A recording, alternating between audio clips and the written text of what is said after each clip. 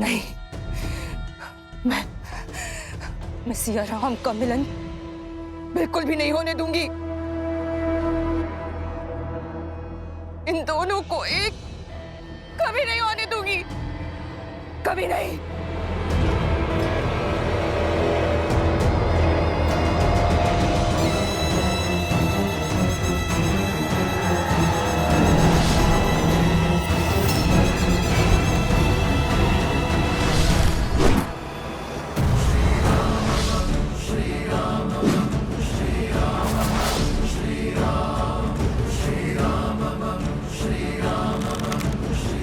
सावधान शूर्पणखा।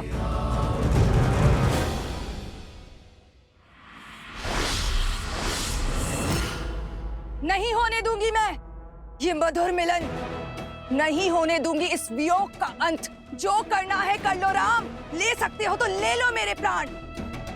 अंत से भयभीत नहीं होती है ये शूर्पणखा, परंतु एक बात तुम समझ लो, मैं सदा सिया राम की दूरी का कारण बनूंगी।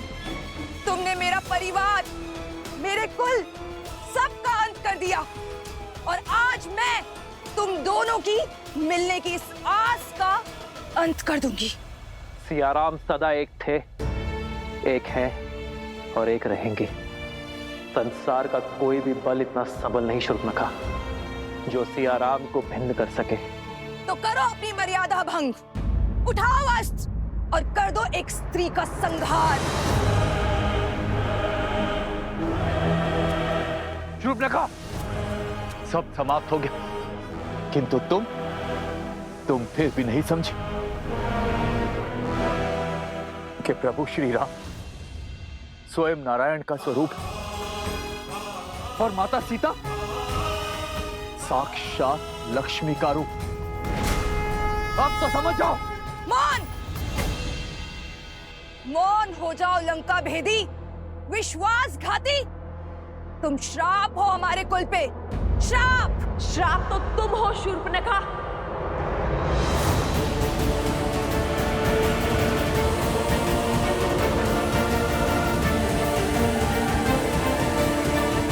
के जिस रूप को इस समाज में प्रस्तुत करने का प्रयास किया है, उस रूप में स्त्री समाज में केवल अवसाद, दुख और पीड़ा ही लेकर आती है। मिथ्या है ये, मिथ्या। तुम्हारे जैसी अबला की निर्बल सोच है ये।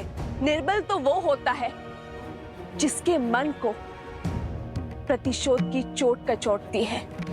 तुम अपने प्रतिशोध की पूर्ति के लिए अपने पूरे कुल के अंत का साधन बने।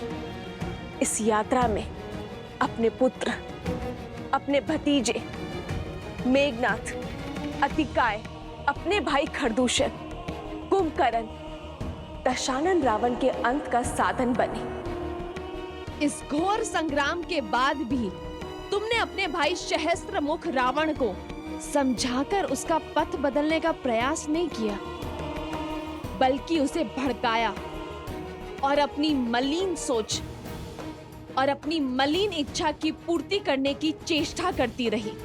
तुम जैसी स्त्रियां समाज में द्वेष उत्पन्न करती है, परिवारों के कलह का कारण बनती है, आने वाली पीढ़ियों का संहार करती है, आने वाली पीढ़ियों का सर्वनाश करती है। इस विध्वंस का सबसे बड़ा कारण तुम हो शूर्पणखा, तुम। इतना भोला मुख और मन कितना कुटिल। अपने शब्दों से महान बनने का स्वांग कर रही हो। ये विध्वंस, ये विनाश, इन सब का कारण मैं नहीं, तुम हो सीता, तुम। तुमने मारा है मेरे भैया को। दोषारोपण से स्वयं के पाप नहीं छुपा करते। और रही बात सिया राम के वियोग के, तो संसार में कोई ऐसा बल, कोई ऐसा छल नहीं जो हमें पृथक कर सके।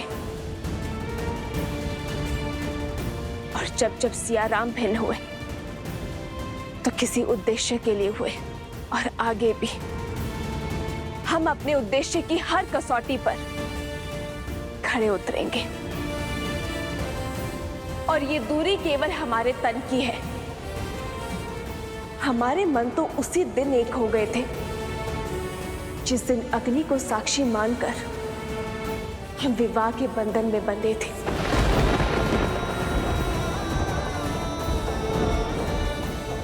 मेरे शब्द तुम्हारे भले के लिए है शूर्पणखा। सब कुछ तो खो चुकी हो तुम, अब अपने अपराधों की क्षमा मांग लो ताकि अपने किए का प्रायश्चित कर सको, अपनी भूल सुधार सको। चली जाओ यहां से, क्योंकि रघुनंदन के हाथ मर्यादा की डोर से बंधे हैं और वो इस डोर को भंग नहीं करना चाहते। रघुकुल का बाण किसी स्त्री के लिए नहीं उठेगा। तुम भले ही असुर हो, परंतु हो तो स्त्री ही, और नारी का सम्मान करना रघुवंशी भली भांति जानते हैं। इसीलिए श्री राम ने तुम्हारे पग रोकने के लिए बाण चलाया था, तुम्हें मारने के लिए नहीं, किंतु स्मरण रहे।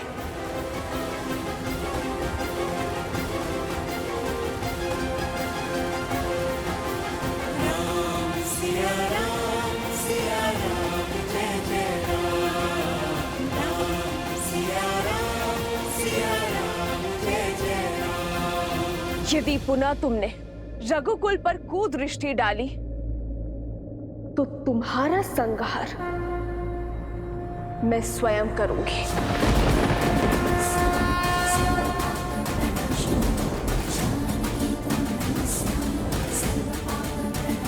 असंभव! मेरे भाइयों ने, मेरे संपूर्ण कुल ने अपनी अंतिम श्वास तक प्रतिकार लिया है, और तुम चाहती हो कि मैं अपना साहस छोड़ दूं, अपने मार्ग से भटक जाऊं, उनकी मृत्यु को व्यर्थ जाने दूं? कदापि नहीं। अपने किए का मूल्य तो तुम्हें चुकाना ही होगा सीता। मेरा प्रण है कि मैं तुम्हारी पीड़ा का अंत कभी नहीं होने दूंगी, कभी नहीं।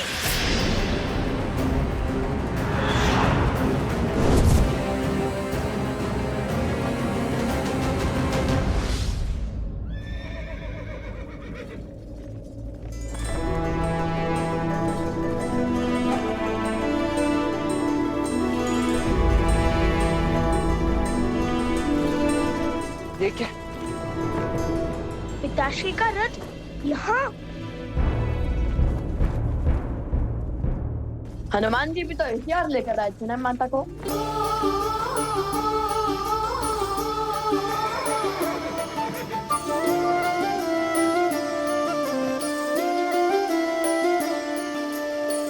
जन्म जन्म का है ये संगम, राम रतन सीता वैभव धन। एक है पौरुष एक समर्पण, एक है रूप तो दूजा दर्पण। राम है लोचन, सीता का स्थान राम के चरणों में नहीं, राम है बादल सीता वृष्टि। राम के हृदय में है।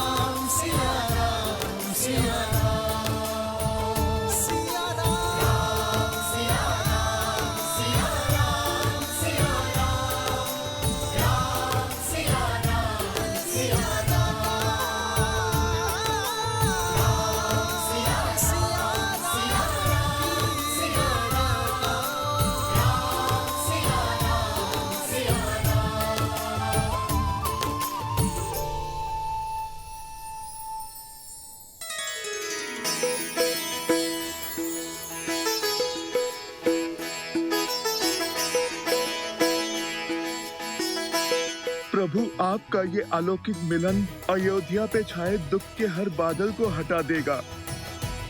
नगर भर के मन में खुशियों का संचार कर देगा प्रभु।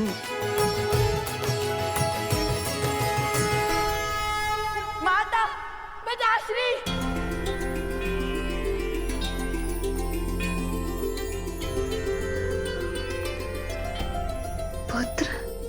पुत्र माता, वो समय हम लाएंगे जब प्रभु श्री राम और माता सीता फिर से एक होंगे। क्षितिज, हम करेंगे रामायण संपूर्ण। जो नदी के तट को मिलाते से तू जन्म मात पिता मिलन के हेतु रामचंद्र सिया विरह घटाने प्रकटे लव कुश रूप सुहाने। आज हमारा संकल्प पूर्ण हुआ। सिया राम के वियोग का अंत हुआ। सिया राम, सिया राम, सिया राम। अब आप दोनों कभी पृथक नहीं होंगे।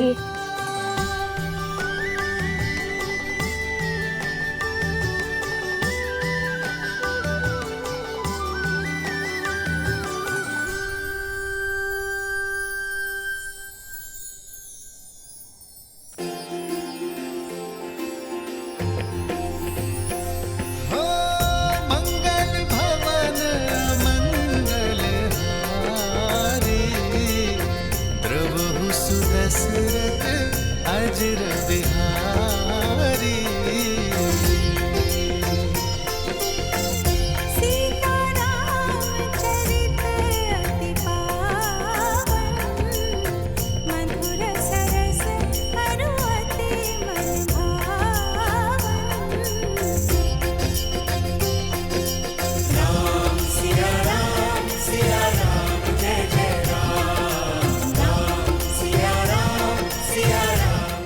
भैया, भाभी माँ, अब और विलंब उचित नहीं है। समस्त अयोध्या राम परिवार की प्रतीक्षा में है। चले। अवश्य।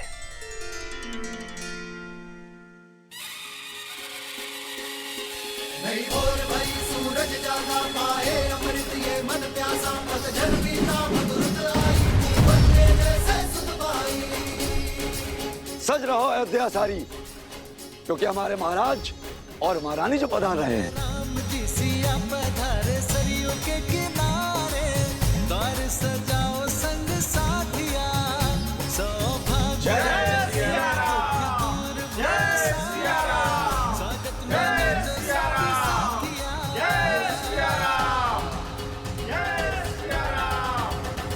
भोरे दिल कुमारी अवध वधु संसार की अब सीता माता, दशरथ नंदन रघुराय के गुण दस दिशाओं में हर घर गाता, हर घर गाता।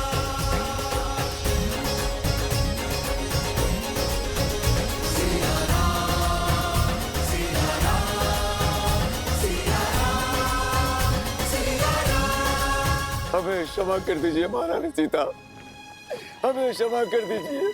हमारे कारण आपको वियोग का घोर दंश झेलना पड़ा, इतने संकट उठाने पड़े।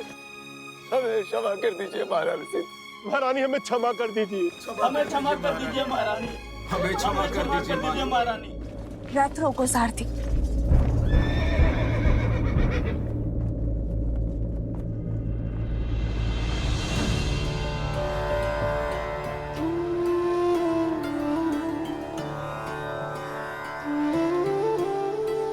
अरे ये क्या कर रहे हैं आप? इसकी कोई आवश्यकता नहीं है। उठिए। आवश्यकता है देवी सीता, आवश्यकता है। मैंने जो अपराध किया है वो तो दंड के योग्य है, फिर भी साहस जुटाकर मैं आपके चरणों में स्थान पाने चला आया। मुझे क्षमा कर दीजिए, मुझे क्षमा कर दीजिए देवी सीता, मुझे क्षमा कर दीजिए।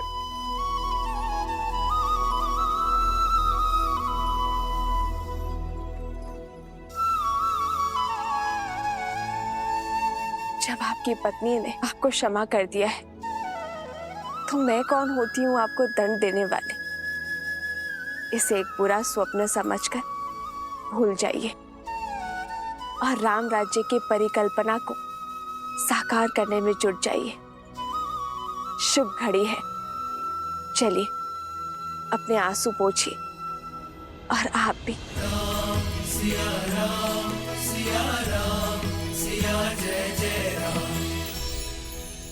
ये आंसू भी तो आनंद के हैं महारानी। आज आपको इस नगर, इस देश में देखकर मेरे सिर से अपराध का भार हट गया। अब जब मैं प्राण त्यागूंगी, इस संतोष के साथ त्यागूंगी कि मैं आपके दुख का कारण तो बनी, किंतु आपको सुख में पुनः घर लौटते देखने की साक्षी भी बनी। आज मेरा मन तृप्त हो गया महारानी, तृप्त हो गया। आपने हम सब के कारण कितना कष्ट सहा। आपके त्याग से हम स्त्रियों को समाज में समान अधिकार मिला। आपके संस्कारों के कारण, आपके दोनों पुत्रों की सूझबूझ के कारण आज अयोध्या में स्त्रियों को अपना मूल्य समझ आया है। को स्मरण रखेगा। जब जब स्त्री पुरुषों के कंधे से कंधा मिलाकर चलेगी, तब तब समाज उन्नति की ओर अग्रसर होगा। और जब जब पुरुष स्त्री के कंधों पर पांव रखकर उनका दमन करेगा, तब तब उन्नति की गति रुकेगी।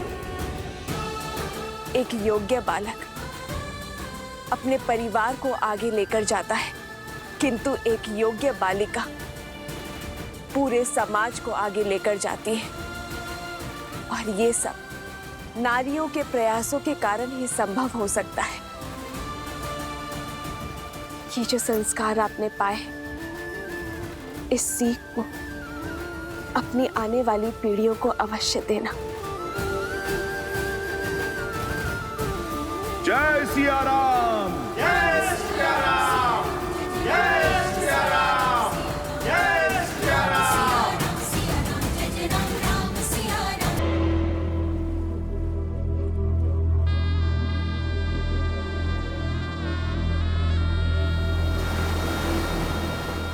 मेरा संपूर्ण कुल इस युद्ध की अग्नि में जलकर भस्म हो गया।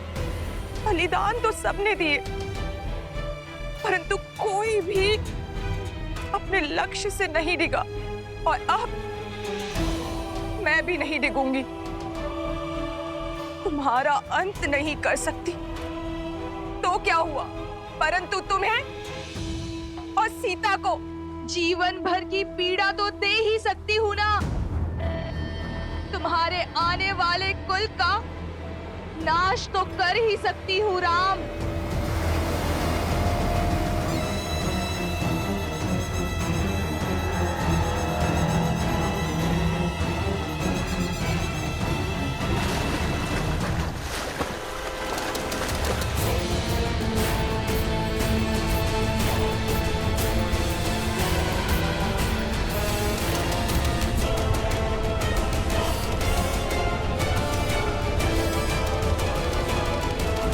मेरे अयोध्या वासियों, आज वो शुभ दिन आ गया। लोक अपवाद की जिस असुरी ज्वाला में समस्त कौशल राज्य जल रहा था, आज उस असुरी शक्ति का संहार हुआ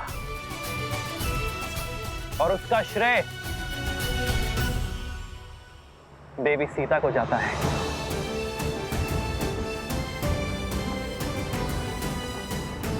सीता ने न केवल एक महारानी के रूप में अयोध्या पर प्रहार करने वाली असुरी शक्तियों का संहार किया, बल्कि एक नारी होने के नाते नारी को उसके सम्मान का उपहार दिया। राक्षस के समक्ष तलवार उठाने वाली सीता ने अयोध्या की प्रजा के लिए त्याग किया। यदि सीता चाहती तो वनवास के लिए बड़ी सरलता से मना कर सकती थी, किंतु सीता ने दुर्गम मार्ग चुना। रघुकुल की मर्यादा और कौशल राज्य की नारी को उसका सम्मान दिलाने का कार्य जो सीता ने किया है, उसके लिए रघुकुल और अयोध्या सदा सदा के लिए सीता की ऋणी रहेगी। जय सिया राम।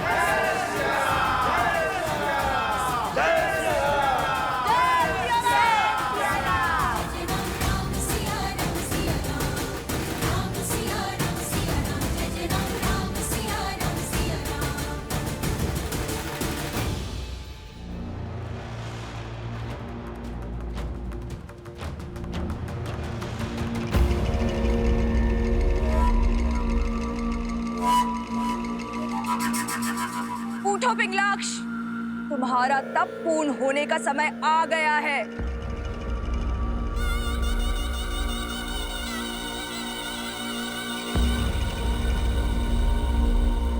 कब तक यही मानव और देवताओं के पैरों तले छुपकर बैठे रहोगे? अपना तप तोड़ो पिंगलाक्ष, अग्निदेव का दिया हुआ वरदान का प्रयोग करो, अपने कुल की लाज बचाओ। मेरे तप की समय अवधि आप कैसे तय कर सकती हैं? मेरा तप तब तक समाप्त नहीं होगा जब तक तुम्हें अपनी दादी और पिता के वध का प्रतिशोध लेने का अवसर नहीं मिल जाता। हाँ, यही मेरे जीवन का एकमात्र उद्देश्य है। तो उठो, मैं तुम्हें उसी उद्देश्य की ओर अग्रसर करने आई हूँ। तुम्हारी दादी ताड़का और तुम्हारे पिता सुबाहु को मारने वाले उस राम से प्रतिशोध दिलवाने आई हूँ।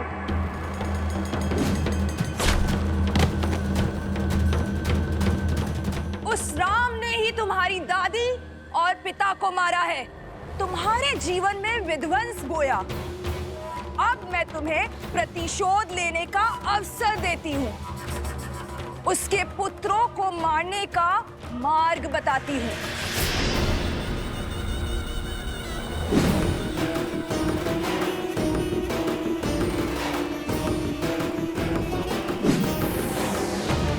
महोत्सव तो होना ही चाहिए। अवश्य होना चाहिए। अवश्य होना चाहिए। अवश्य होना चाहिए।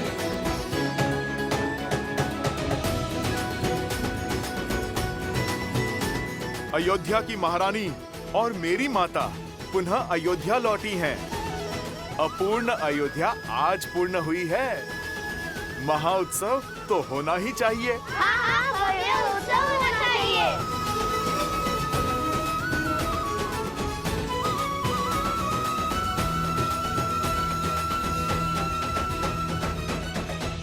उत्सव होगा पुत्रों, अवश्य होगा। और ये उत्सव पूरा अयोध्या, पूरा जनमानस और समस्त भारतवर्ष मनाएगा। क्योंकि उत्सव केवल सियाराम के मिलन का नहीं, स्त्री और पुरुष के बीच असमानता की रेखा मिट जाने का भी उत्सव है। नारी को मिले समान अधिकार का सूचक है। अयोध्या अभी सुख के रस में डूबी है, उत्सव मना रही होगी, और अब हम उनके आनंद को स्वाहा करेंगे, उनके उत्सव को शोक में बदलेंगे। राम और उसकी सेना को युद्ध भूमि में हराना असंभव है। उसके पुत्रों को अयोध्या से बाहर कैसे लाओगे?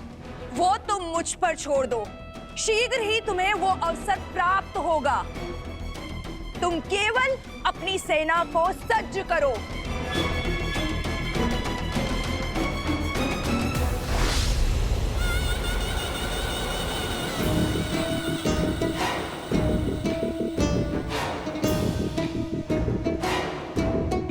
जो अपने कुल का नाश होने का कारण बनी हो, उस पर विश्वास करना सरल नहीं।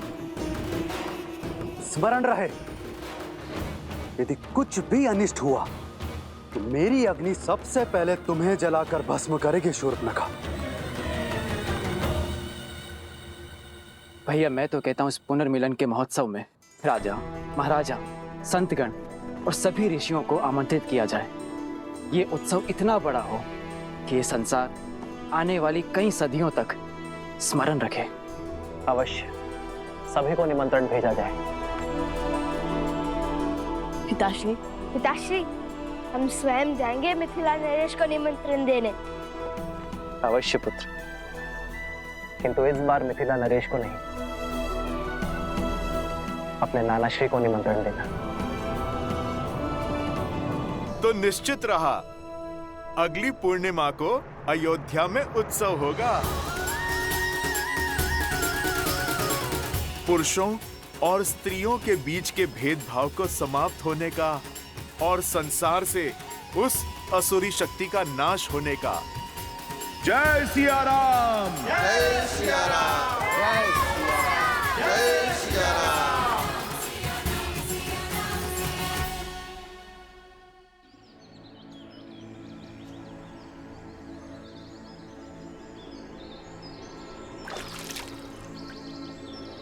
पिताश्री, शीघ्र कीजिए ना, चलना है।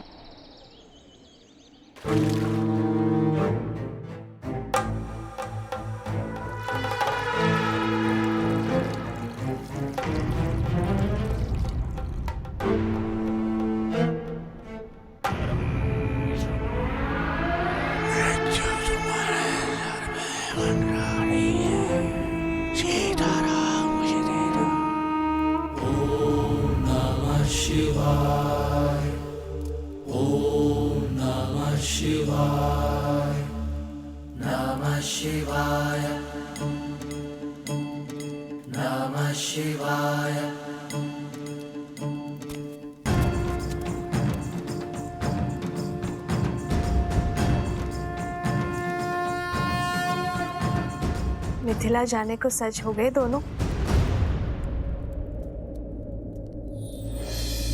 ओम नमः शिवाय। मैंने, तुम बोलो।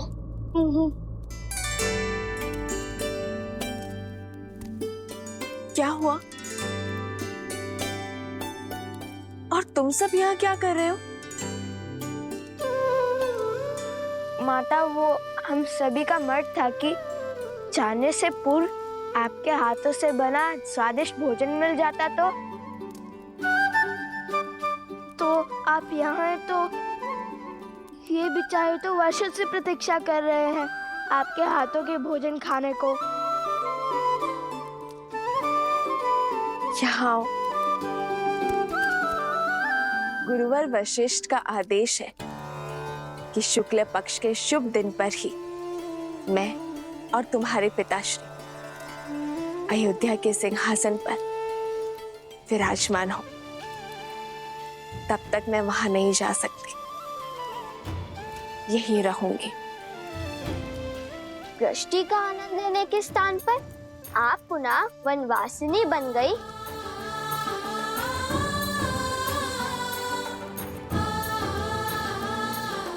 यदि मैं क्षण भर के लिए भी अयोध्या की महारानी का कार्यभार नहीं उठा सकती, तो मैं क्षण भर के लिए भी उस पद के साथ मिलने वाले सुख की अधिकारी नहीं हूं पुत्र। और यहाँ तो प्रश्न पूरे 16 पहर 2 दिवस का है। कितने उत्सुक थे आपके हाथ का भोजन ग्रहण करने के लिए। इतना सुना था हमने। जहाँ एक क्षण बिताना भी असंभव है, वहाँ 2 दिवस कैसे काटेंगे हम?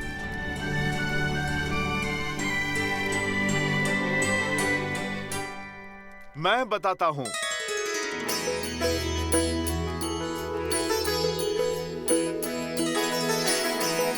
हनुमान जी,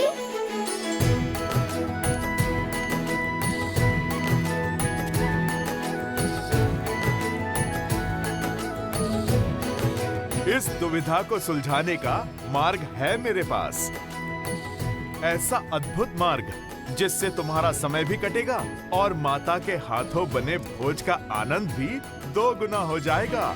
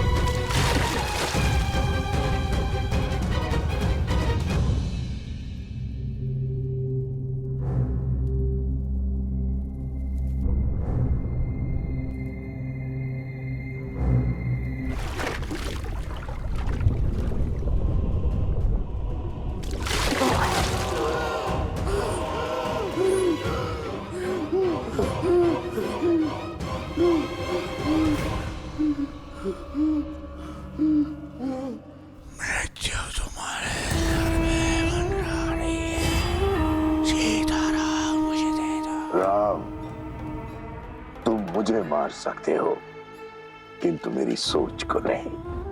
मेरे रक्त की एक एक बूंद में द्वेष, लोक अपवाद और पाप शक्ति समाहित है। और जब तक मेरे रक्त की एक बूंद इस व्यक्ति की धमनियों में समाहित है, तब तक मैं पराजित नहीं होऊंगा। अब मैं अपनी असुरी शक्ति के बल पर इस भोले भाले व्यक्ति की सहायता से वो स्वांग रचूंगा, वो रेखा खींचूंगा जिसे लांघ कर सिया राम कभी भी एक नहीं हो पाएंगे। सहस्त्रमुख रावण की सोच के रहते सीता के मस्तक से अपमान का कलंक कभी नहीं मिटेगा। सुना है राम राज्य में प्रश्नों के उत्तर मिलते हैं, दंड नहीं। फिर एक अयोध्या वासी की दुविधा तो तुम सुलझाओगे ही राम। उसके प्रश्न के उत्तर तो तुम दोगे। वो प्रश्न जो पुनः तुम्हें सीता के पृथक कर देगा। इस मिलन के उत्साह को वियोग के शोक में बदल देंगे।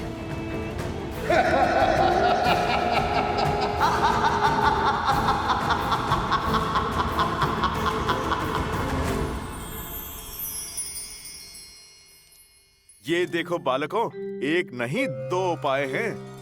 पहला उपाय ये है, तुम सब लवकुश के साथ मिथिला चले जाओ। और दूसरा? और दूसरा ये जो मैंने माता सीता से ही सीखा है। सब लो।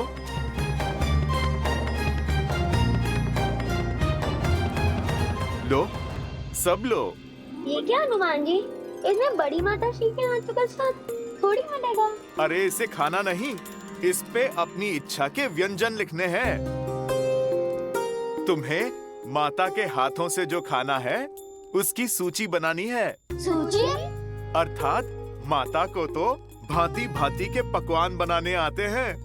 कहाँ से आरंभ करें और कहाँ पे अंत, कुछ समझ नहीं पाओगे। इसीलिए मैं आपसे कहता हूँ, आप सब मिथिला जाइए लवकुश के साथ। समय भी कट जाएगा और सूची पूर्ण करने का समय भी मिल जाएगा। अरे हनुमान जी, ये तो सुकोमल राजकुमार हैं। इनकी भूख आपके समान नहीं है। मिथिला क्या, ब्रह्मांड का भ्रमण भी कराए तब भी आप जितनी विराट सूची नहीं बना पाएंगे। इनके लिए तो एक एक व्यंजन ही बहुत है। कदापि नहीं, हम कौशल राज के राजकुमार हैं, श्री राम के भतीजे हैं। चुनौती लेकर पीछे नहीं हटते। देखिएगा हनुमान जी, ये भोज आपके भोज से भी अधिक प्रसिद्ध और परिपूर्ण होगा।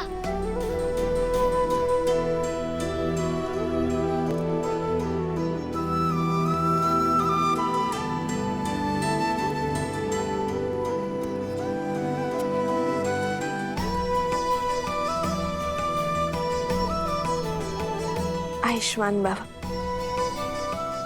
अपने नाना श्री को मेरा नमन कहना। अवश्य माता, हम मिथिला नरेश को। कुश, हर बार नाना श्री को मिथिला नरेश क्यों कहते हो? नाना श्री कहो।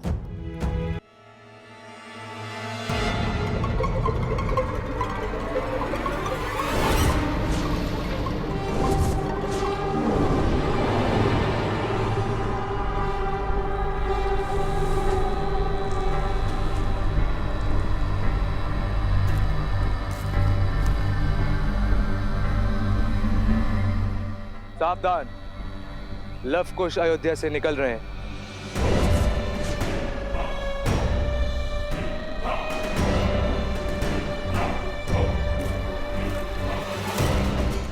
कहा था ना मैंने कि प्रतिशोध प्रतीक्षा में है, अवसर शीघ्र ही मिलेगा।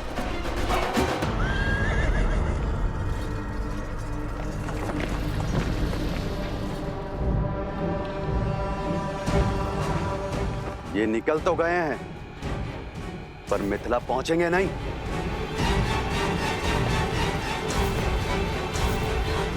आगे बढ़ो। नहीं, इन्हें यहाँ मारने से क्या मिलेगा?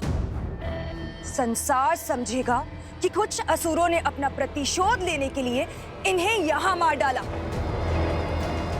प्रतिशोध की अग्नि तो तब शांत होगी जब इन्हें इनके परिवार वालों के सामने उस भूमि से निकली हुई सीता को अपने घर और जीवन में स्थान देने वाले जनक के सामने मारेंगे, और तब जाकर असुरों की खोई हुई प्रतिष्ठा और संसार के मन में हमारा भय पुनः लौटेगा।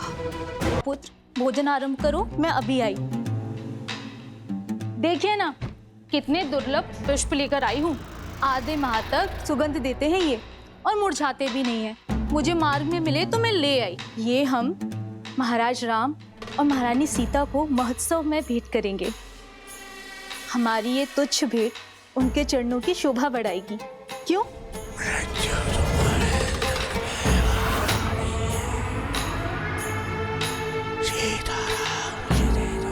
तुम्हारी जान बख्श दी जाएगी।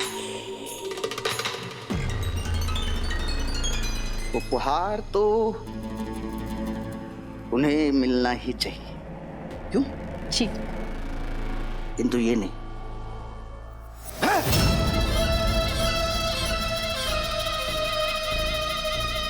क्या कर रहे हैं आप? क्या हो क्या गया है आपको?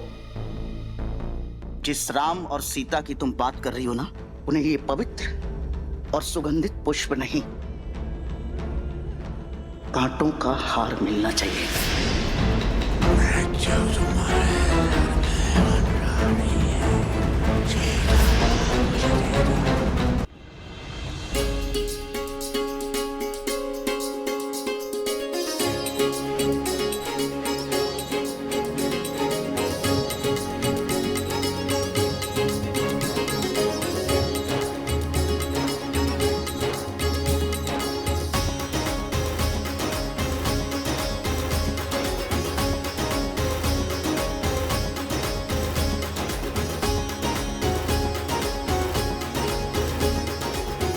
इस सूची में से तो सभी नाम आ ही चुके हैं। सभी अतिथि सकुशल और संतुष्ट रहें, बस ये देख लीजिएगा आरिस्मत।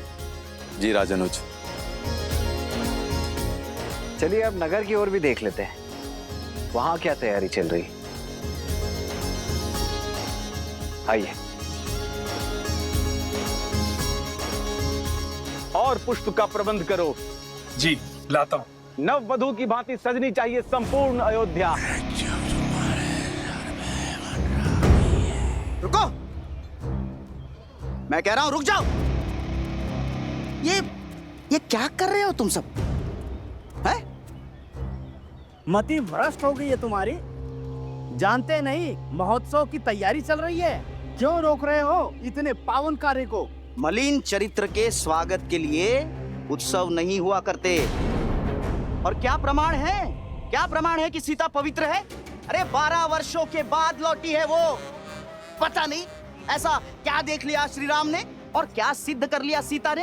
हे ईश्वर, देवी सीता के बारे में कैसी अशोभनीय बातें कर रही है दुष्ट। देवी सीता पर इतना बड़ा लांछन! क्या मूर्खतापूर्वक बातें कर रहे हो तुम?